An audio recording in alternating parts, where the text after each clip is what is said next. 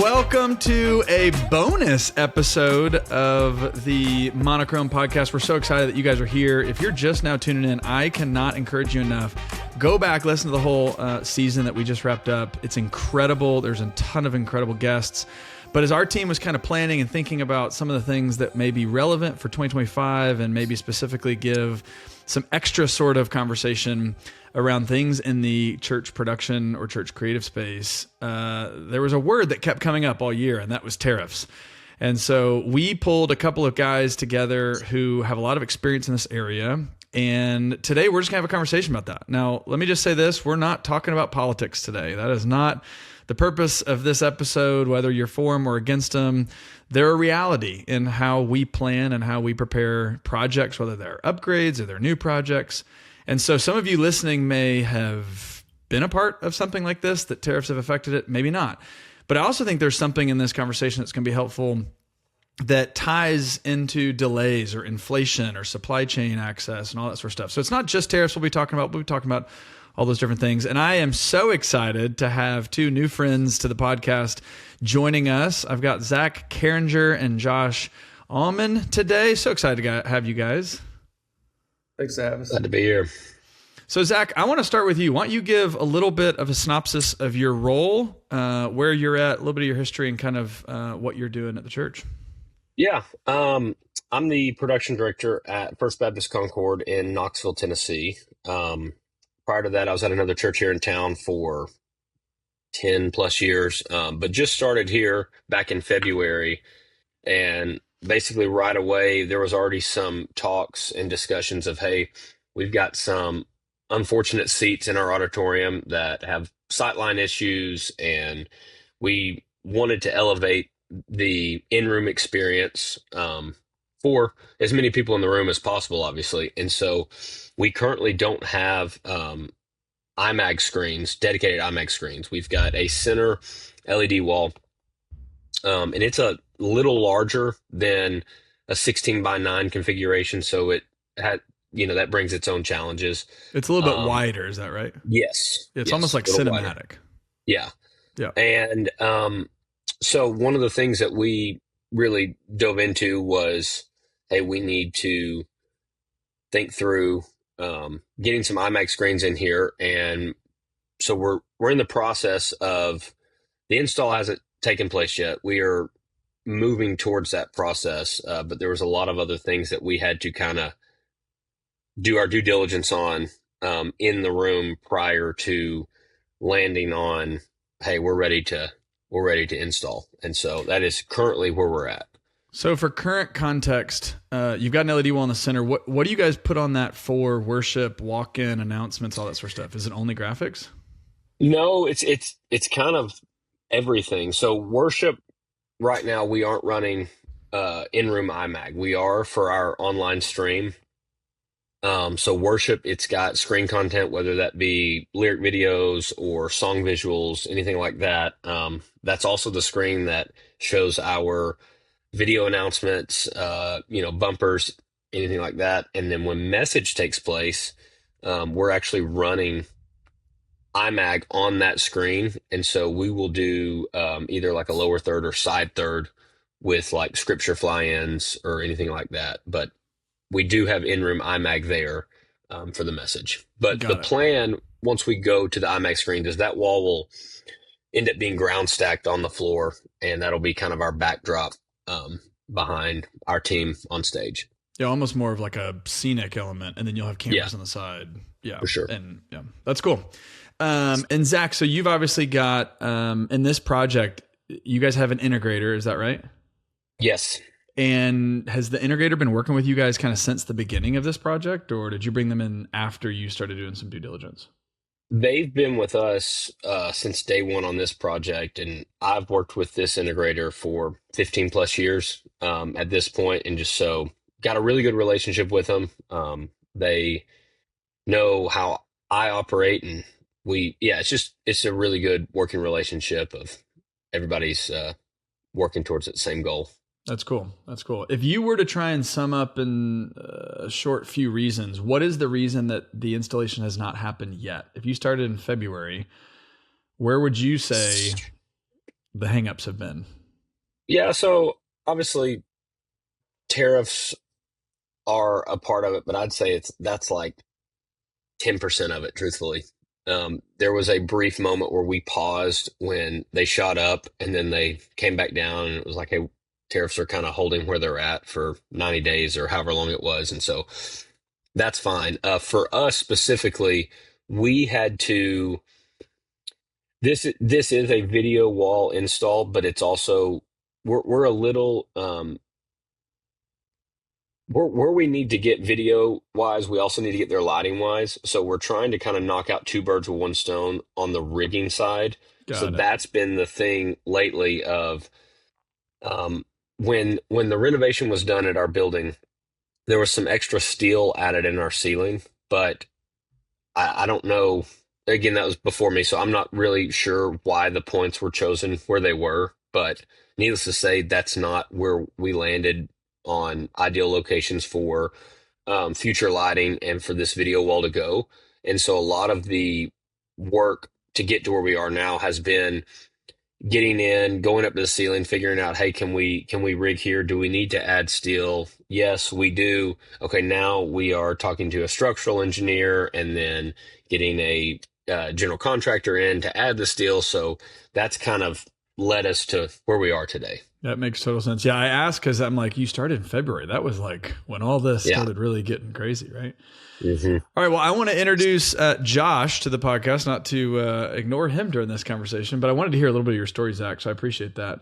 Josh, give a little synopsis of who you are, who you're with, and then a little bit of your background, because I think your background does have an effect to this combo. Sure. Well, thanks again for having me. I'm currently the general manager for Square V LED. We're an LED manufacturer. We're based in Franklin, Tennessee, which is just right outside of Nashville. And I've been here since 2020. Funny enough, right after COVID hit, I was. You've had two fun runs. I've had some fun runs. I was leaving a production and an integration company right around the time COVID hit. Started here, and then COVID hit in March or April, and been here since then. And obviously been through some ups and downs of the economy and social things that are happening that affect obviously our industry, and then affect the AV industry as a whole, whether it's churches or businesses and stuff like that. But again, prior to this, my background is kind of diverse, but mostly in the AV side of things, whether it's live event production and integration to touring, and then also doing church work as well as a production director. So kind of been a little bit all over the map. So I kind of think we talked about this before, but I've purchased, I've used, I've overseen projects, and then now I'm in the manufacturing side of things. That's awesome. Yeah. And you guys do both rental and integration or install based LED. Yeah. So we sell both rental and install products, but we're holistically the manufacturer, designer and manufacturer of the product. And Josh, would you say that most of your projects go through an integration partner? Yeah, we only exclusively sell to integrators or dealers. Yeah, so we don't sell to end users. And some of that's it's actually kind of a rarity in the LED world, to be honest with you. A lot of LED manufacturers will sell directly to the end user.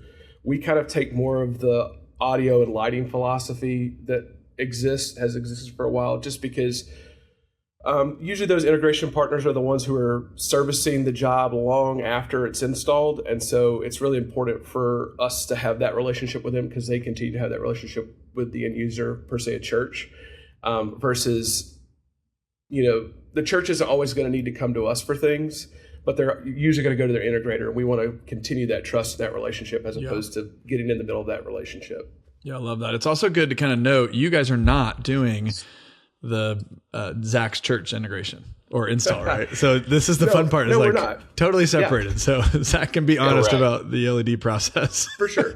And not be saying it in front of Josh. We have some amazing partners who have helped make this podcast happen this year. And our friends at Amplio Systems are not just there to install gear, but they are also church leaders who've been in the trenches. They know the pressures of Sunday, they know what you're going through, and they believe your AV system should support your ministry and not distract from it. We love Amplio because they walk with churches from start to finish. They design amazing, like future-proof, volunteer-friendly systems that help people encounter Jesus and, again, not distract from it, which we know can sometimes be a problem with the AV systems. But you can meet Amplio, you can talk to them, hear more about how they could help your church specifically. You can meet them at the Worship Classic on October 7th, which is the day before SALT. So come to Nashville, go golfing with Amplio at the Worship Classic, and then come to SALT together. It is free, which is an extra bonus, and they would love to hear your story. But if you want to check out more info, learn more about the Worship Classic or what Amplio does, just click the link in the show notes. Josh, I want you, if you don't mind, give us a little synopsis. Obviously, this conversation is around tariffs somewhat, but as you and I said, like, you've been here since COVID. You saw all the supply chain crazy. Yeah. Maybe give a slight synopsis as to kind of what really kind of happened in COVID, why we couldn't get LED walls or anything, right? You and I talked about just the chip shortage and some of that sort of stuff. Can you give any insight to that? Yeah, I mean, I would say the biggest thing on that front is what you saw happen is because things weren't getting manufactured, people were selling through stock, right? So they already had stock sitting on the shelf. So two things were happening. Not only were they weren't manufacturing new, they were selling through the stock that they had. So which is what they would do when there is a manufacturing lapse or they're trying to bridge that gap. So they sold through the stock, and then by the time the stocks has been sold through, the manufacturing lead time is lagging big. And then you had this massive rush for specific things like PCB boards. That's one of the biggest things because that's in everything. Anything that's electronic that has any sort of communication, whether it's AV or cars or anything like that, needs a PCB board. And there was just a massive rush on that. And then that also uses raw materials like gold and copper and fun stuff like that. And so you just have this influx of need and requests, and it just bottlenecks. And then on top of that, the shipping side of things was really crazy because, again, you go from 0 to 100 in a lot of ways where there was nothing happening. And then now everything has to happen because we have to get stuff in for Christmas. We have to, we've got to restock our shelves that we've blown through the supply. So there's just so many things happening. And then also you have different countries, then you have different states that had different regulations on what you could and couldn't do. And you have different ports. You have a New York port that is operating differently than a California port, than the Long Beach port, and then the Savannah port in Georgia is operating. They're completely different. They're not doing the same thing. Is it easy at all to change ports? Or, I mean, you and I talked about, like, there is such a delay in kind of distribution logistics and stuff like that. Yeah, it's not hard once you have your international shipping number and you ship. It's not hard. It really comes down to, I think the biggest issue though is that by the time you switch, because by the time if you're getting something from China per se, which is they're a huge manufacturer for what's happening, by the time it leaves China, you're talking 4 to 6 weeks that it's going to be on the water. Well, by the time it gets close to the water, the port might have cleared up in Long Beach in California, and you switched to Savannah. And now Savannah's backed up because everybody switched to Savannah, or they switched to New York. So we did play that game. We went to New York for a while because California was so backed up, and we knew that. We could see that. We were seeing how backed up they were that we did switch to New York for probably about 6 months, and then as LA cleared back up, we decided we're going to switch back to LA just because some logistics things that made more sense to go back there. So. Yeah, I've always thought trying to make Sunday happen during COVID was a lot of logistics. I forget what you all were jumping through to get it into the right port, and then got to make sure you have trucks there to still get it somewhere. Oh, yeah. And I actually think, we've talked about this, Zach. I don't know where you were. I knew you were at a different church, I think, during COVID, but it's like, I think COVID was such a perfect time for a lot of these churches to make production upgrades because you may have had a space where you actually had a couple of weeks where people weren't in it. I was sitting with an integrator the other day, and he said, we've never had that time. In fact, most churches need to make sure that their Sunday's not down for more than a week or so. If it's a remodel, they got to do so much kind of, as you're saying, Zach, behind the scenes stuff so that architectural stuff, the infrastructure is ready. And then it's just a 1 week install commission and you're up that next Sunday. Yeah, absolutely. I mean, and that's what we're doing with this video wall install is all this prep work's going in, and then the actual install will start immediately following our last service on Sunday, and will basically go and be done before the next Sunday. But yeah, I think COVID was just wild because working at a church, I think there's the side of like, hey, how do we obviously still keep people as connected as possible? So everything was shifting to that more of that live stream type feel, like, hey, we got to stream this, we got to stream that. So there was some gear purchases then of like, hey, we need some more cameras, or we need this, or we want this. But we did some major set change installation during that time as well. And it was, what was great for my team is that it wasn't like, hey, we've got to knock this out in 4 days. Yeah. You know, we're going to work 80 hours in 4 days. We were able to work at a good pace, but still get it done, you know. So that's awesome.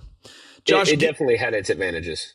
Josh, can you unveil a little bit of the mystery behind country of origin? You and I were talking about some LED manufacturers are actually shipping more raw components and kind of finishing them stateside, which is helping some of that tariff risk factor. I don't know what Square V is doing, if you want to talk a little bit about that, but kind of you have a good pulse on kind of the industry.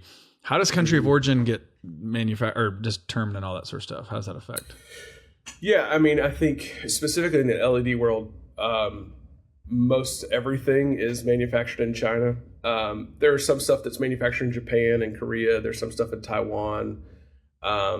Is that changing in the last couple of months? I mean, have you seen any manufacturers say, let's uproot? Or I think everybody's trying, but the reality of the situation is, which is, I know there's some conversations about this across other industries, not LED or not even AV related, but the technology, the machinery, the education, specifically for LED, the knowledge base, the raw materials, the LEDs themselves, the gold, all that sort of stuff. China has that, and they've been developing that for several years. There's no other country that really can rival that. And so it's one of those industries that's kind of like, there's not too many places to go. Now, again, there are some companies that will bring in parts and pieces, and they maybe have their frames manufactured here in the US, which has even become more a rarity too, because raw material for metals, the cost of that has kind of been all over the place, and still China specifically is very price competitive on their raw materials because they have so much of it, right? So some places have done that to try to lower the tariff load, but again, I akin it to, I had this conversation with somebody else, I akin it to like fireworks, right? Now that we're kind of around 4th of July, is there's not too many countries outside of China that manufacture fireworks, right, for mass consumption. And so to switch that industry overnight is almost impossible. It can happen, but there's a huge runway for it. And so since that's the case, you kind of have to just navigate the situation that you have, make the best out of it. And then if you need to try to future-proof, you can, but just understand that that runway is pretty long. And you can get there, but again, just understand your limitations going into it. And so for most manufacturers, they're making this in China, like you said. Obviously, there's some other countries there. In your experience, Josh, is China the one that's gotten hit the most? I mean, my handy dandy Chat GPT told me that most tariffs are under 5% aside from China. I don't know if that's still accurate. I mean, the thing is there's been a tariff. There's been like a 20% tariff in place since 2017. Oh, such already. A good point to bring up. Yeah. So it's been that was common. already in place. Yeah. Right. It was already in place. Now, the difference is that you're seeing now is that price, by the time we get to 2020, 2021 now, that's already rolled into the cost of the good, right? Most manufacturers, it's not a separate line item. It is the price, right? Because it's just been there. The new tariffs that got tacked on, a lot of people, including us, chose to put it as a separate line item because we didn't understand how temporary it was, how permanent it was going to be, and then also there was so much flux, especially early on. We wanted to make sure customers knew, here's the baseline cost of the product. So when you're budgeting for future projects, if you're going to put it on hold, you can go, I know what this costs, and look at this tariff line item and go, okay, hey, I may have to pay this in 6 months if it's still there. I may not. So that's kind of how we kind of handle that. But it's really difficult to tackle that, really, because again, at the end of the day, I'm the one that has to pay the tariff. So when we import the product into the U.S., the Border Patrol, which is who actually assesses tariff and levies it, they send me a bill that says, hey, you owe this much in tariff, and we pay it, right? So there's no real burden on the factory, the manufacturer, physical factory in China that does that, except for the fact of maybe downed business on our end that's affecting them financially. It's really us that we have to pay that bill when it comes due up front. So yeah, that makes total sense. Zach, how did you guys budget? That's an interesting question to think about. You said you guys started this project in February. Obviously, tariffs were a forefront conversation in our minds. How did you guys navigate that?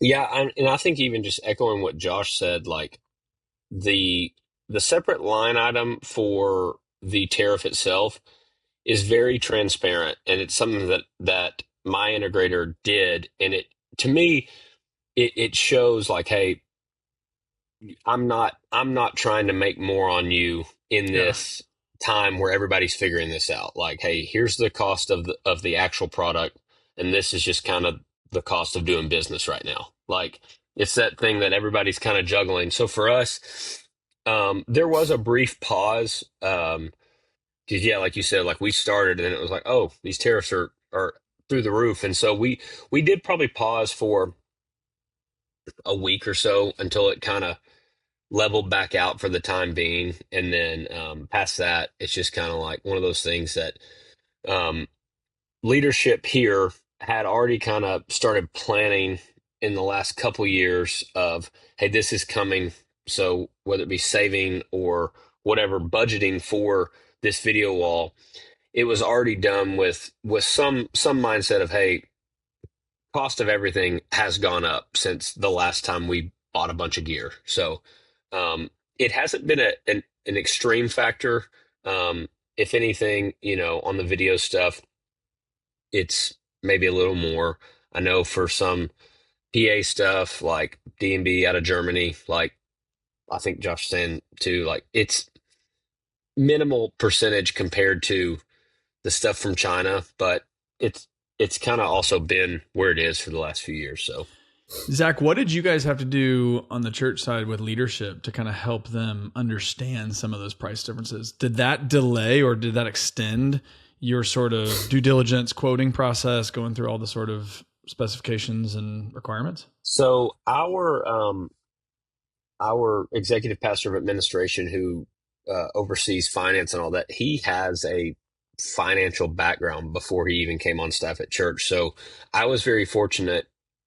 I didn't have to really do much explaining. If anything, he taught me some things, but it was, having even opening the conversation, he was not at all blindsided, which was very refreshing and super easy to work with on all this. And so if anything, it's been a very mutual, hey, we're taking it a day at a time right now, especially with all the rigging stuff too, that if anything, the rigging stuff for us was more of the stuff that we didn't realize that we were going to necessarily need until we actually kind of like opened the can on this. And it was like, oh, we've got to go through this.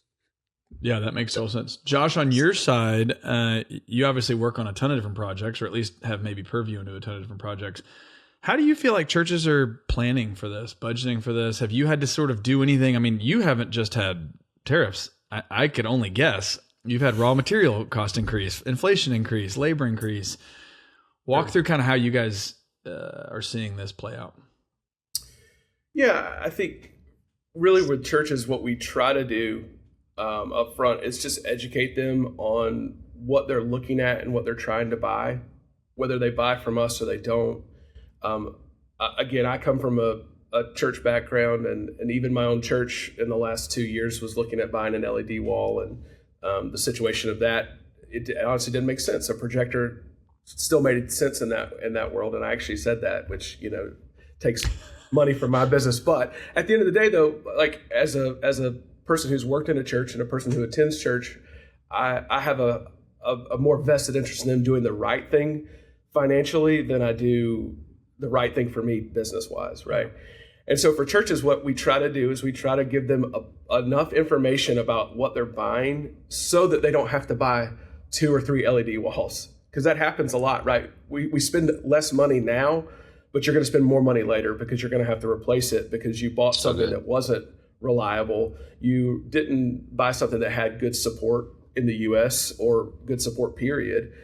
And you end up spending more money in the long run. Yeah. The other thing that's tough too is because the LED world and the LED space specifically, it's just easy for anybody to become an LED company and sell things, that churches have been picked on by some of those companies, and they've used the idea that, hey, you're a church, we market to churches, and it's become a marketing thing and not necessarily a, hey, this is good business for you, this is good, and this is fiscally responsible for the church, and here's why, versus, hey, you're a church, this is the cheapest price, this is the thing, we know you want an LED wall, here you go. And I think, so again, at the end of the day, I would much rather spend time educating our church users, and whether they choose us or not, at the end of the day, it doesn't, for me, it's not the end all be all, but I want them to be good stewards of their finances. And if I can do that by educating them, then I'd rather do that. Yeah, no, that's so good. And I think that what you're probably hinting at is there's a little bit of trust lost in the industry that you guys have to kind of work a little bit harder to gain back, to show quality, to show reliability, to show support, all that. No, that's so valuable. Zach, I want to go back to kind of your situation in your church. You mentioned that you've got this ultra wide center screen and you're moving to add iMac on the side. I'm just going to ask, are you guys doing the same brand LED products from the center that you currently have to the sides? And how are you guys navigating some of that? No, we are not doing the same brand. We currently have a Absen wall in the middle, and then we are looking at an infrared product for iMag. With some of the rigging stuff and everything, obviously weight is a factor, but also we want, a higher quality pixel pitch for iMag, and so that's kind of just led us to where we are. And then budget is a thing too. If there was a money tree planted out back, we could just say, hey, we're going to go full infrared, across the board. But it's one replace of those things too. I see. Yeah, it's one of those things too that is just not a reality right now, and I don't think that's going to be an issue. And I think too, for a lot of churches, like, it's kind of like when you look at your project, or like, hey, these are the upgrades I want to do.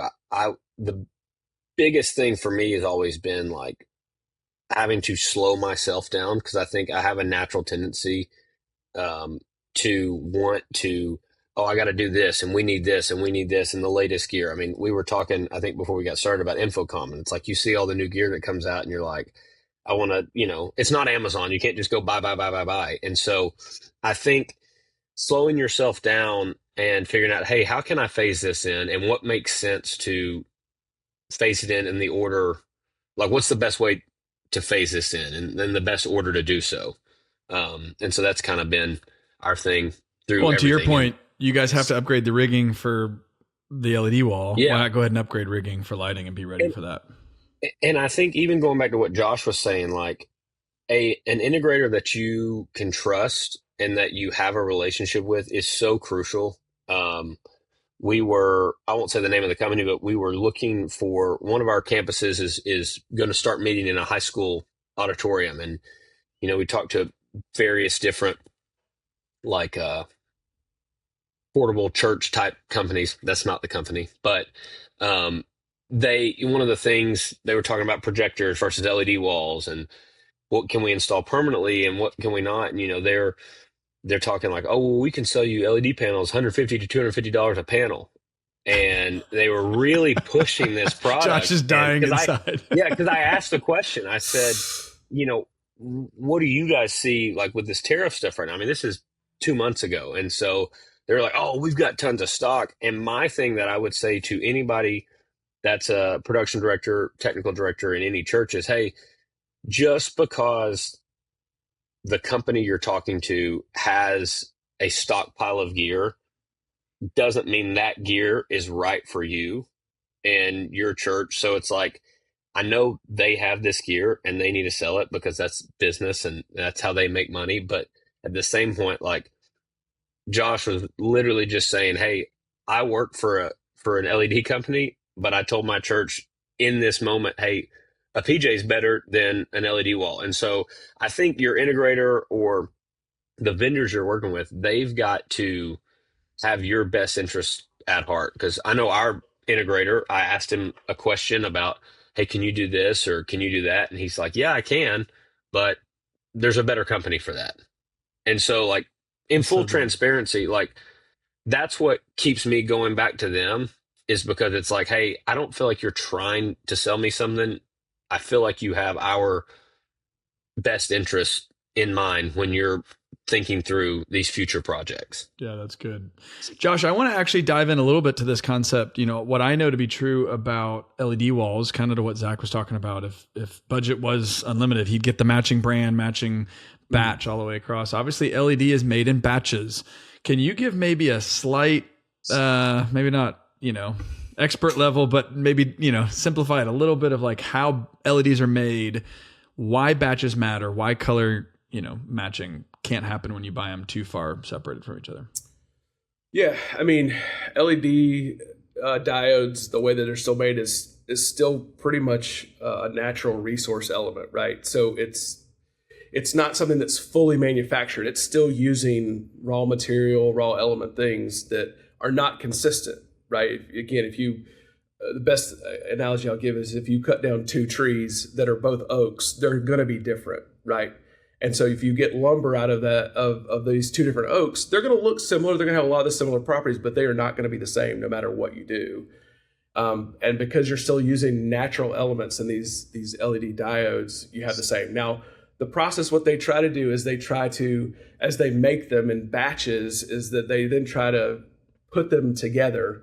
And then there's another process that, this is, I won't get too deep into it, but then they can also put them in specific bins that are even closer matches.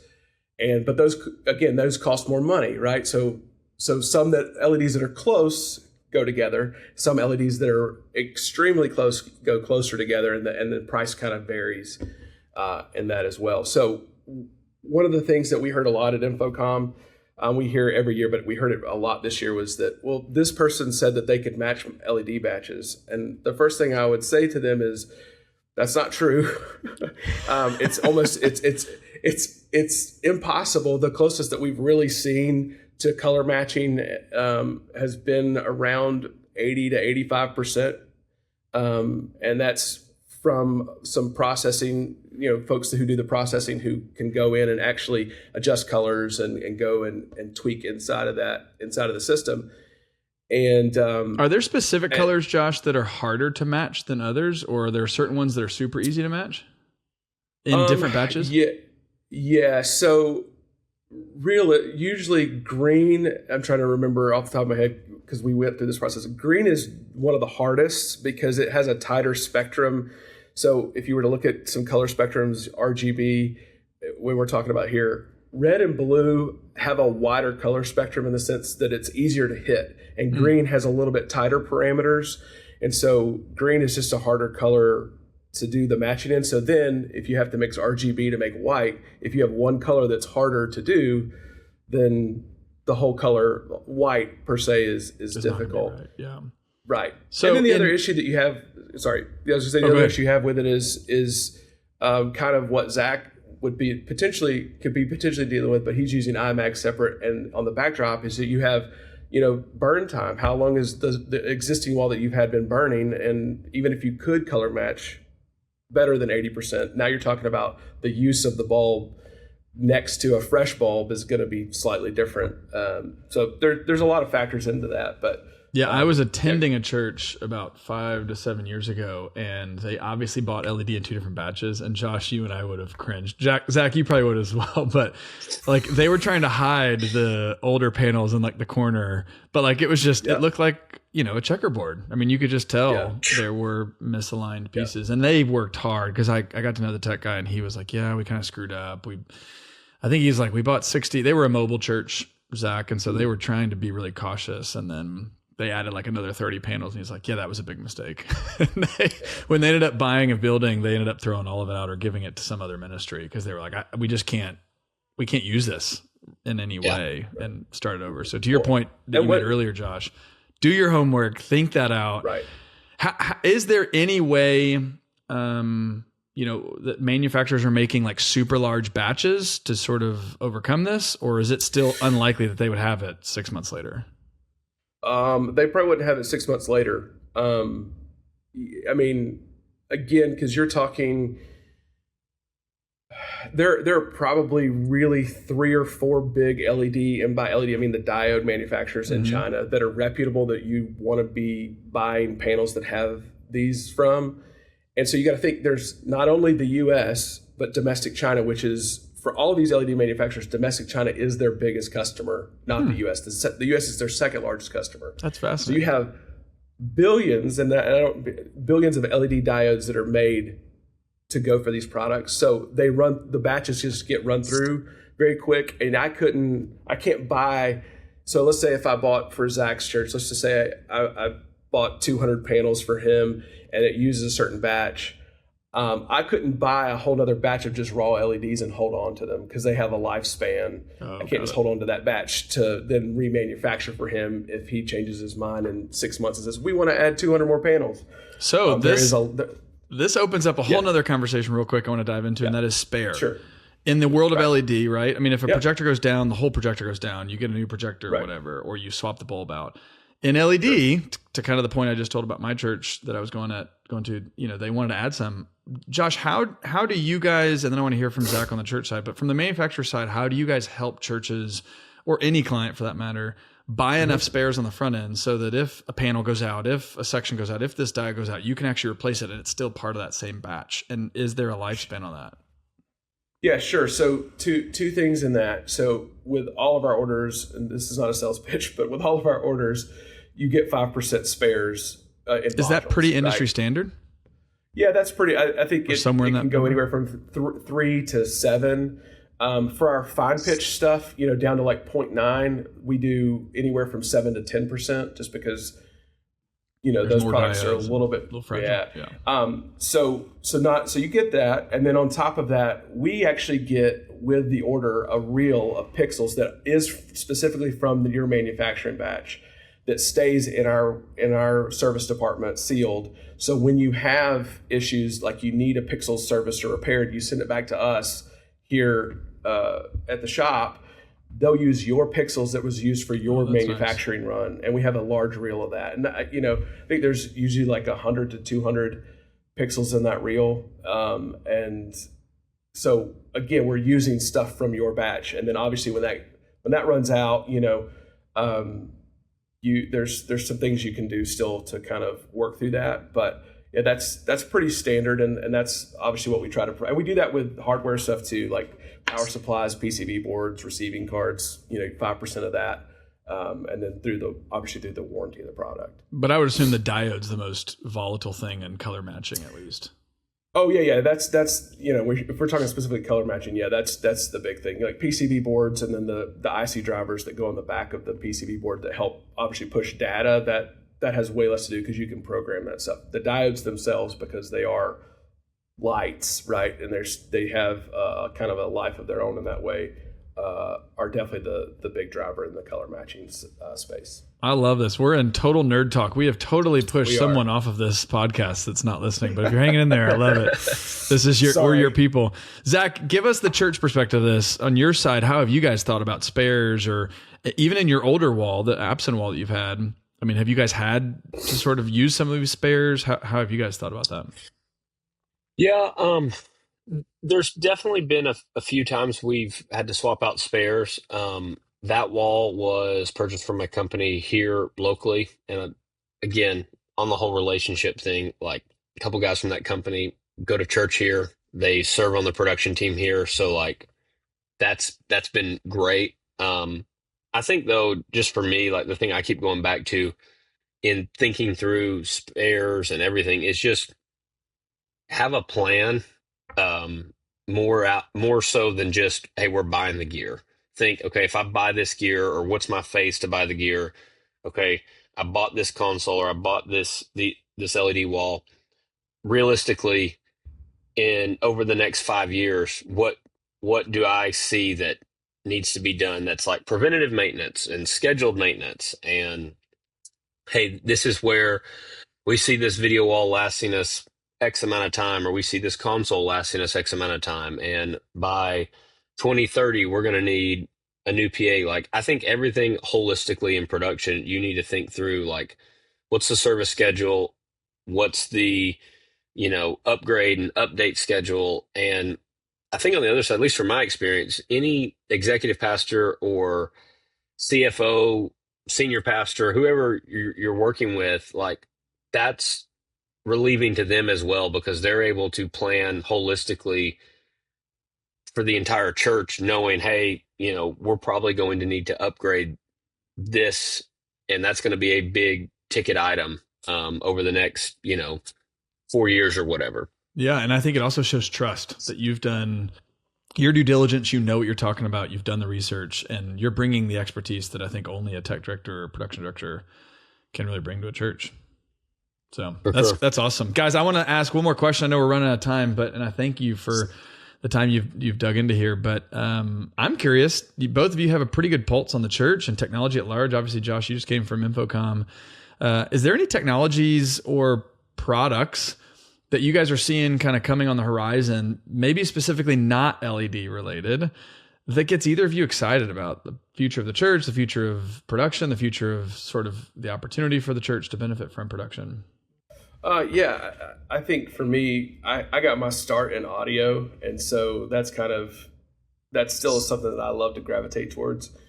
And I think there's been a lot of new things now that churches can tap into, specifically on the speaker side and on the wireless side, the RF side of things, that allow you to. I know Shure released some new things. Sinhai, and pretty much everybody this year at Infocom released a lot of new RF stuff that's really cool, that has a lot more functionality and flexibility. You get a lot more use out of your RF side of things versus having to buy so many different transmitters and stuff like that. Yeah, you're talking about like as you get into like the digital stuff and some of the antenna technology that's coming out. It's pretty crazy. Yeah. Zach, have you seen anything lately technology-wise that has kind of really gotten you interested or excited? Yeah, I got a chance to hear the CCL PA from D&B. Sounded incredible. Yeah, that product. The PA that we have currently is not a D&B PA, but my background has been on D&B gear, and so it was kind of one of those of like, felt like home a little bit hearing it. But that, and then I'm excited to see maybe what Clearcom's doing with the new Icon stuff. I think they just rolled that out at Infocom. So yeah, it's funny that you say that, because in the pre-show you said, yeah, we don't really have to do our audio. We just have to do the lighting and video. Now you just said you're super interested in the new PA. So I am, but that's one of those things where it's like, hey, in 5 to 7 years or whatever, there'll be something new out, and we'll look at that then. But well, guys, I so appreciate your time. I mean, no matter what the situation is that churches face, whether it's tariffs, whether it's supply chain, whether it's inflation, obviously planning is sort of the piece that's so important to this process, and kind of having a full picture. And I think you guys have hit it on the head. An integration partner is such a great, valuable resource to sort of be that middleman to help educate and understand kind of what's happening across not just a single manufacturer or single country, but industry wide, and really be able to see that. So I thank you guys for diving in. If people want to connect with you a little bit further, how can they? Josh, we'll start with you. Square V, how can people connect with you a little bit further? Yeah, you can reach out to me directly at josh@squarevled.com, or you can go to our website. We also have a free tool for you guys to design your own projects. If you want to play around with building your own LED wall for your space and see what the specs are and what that looks like. It's a free tool. Or like how many tiles you need for like the size. Yeah, exactly. Yeah. And it's pretty diverse what you can do with it, as far as just, I have this size space, or I'm dreaming, right? And then you can send that directly to us. It comes directly to me, and we can help quote that for your integrator, or we can say, hey, here's what this product looks like. So yeah, that's the best way to kind of reach us directly. And like I said, you can get a hold of me directly at josh@squarevled.com. And like I said, I'd be happy to talk to you because I love education. I just want to educate people on what's out there LED wise, not necessarily specifically product to product, but quality, build, because those things really are a big factor in the product itself. And I can say this, that Josh is more than just an LED guy. You've already heard him allude that he started in audio. He was a touring audio engineer, front of house guy for a Christian band a long time ago. Been in the church, been on the integration, been on the live side. So you got a lot of experience in a lot of areas there. Zach, how can people can connect with you deeper? Yeah, I'm on socials, just my first and last name. And then happy to give out my email. It is zcarringer@fbconcord.org. fbconcord.org is obviously y'all's church. We'll put all of this stuff in the show notes. So if you're looking to get those information, make sure you take a look at that show notes. And if this conversation has invigorated you and you're listening to this, if you are a nerd like us who love talking about LED diodes and, all the new technology that's coming out and wavelengths and, batches, share this with a friend. Would you give this bonus episode a little bit of love? Help us get this in front of the right people. And hopefully it's been helpful. And we will see you guys next time on the next episode of the Monochrome podcast. Take care, guys.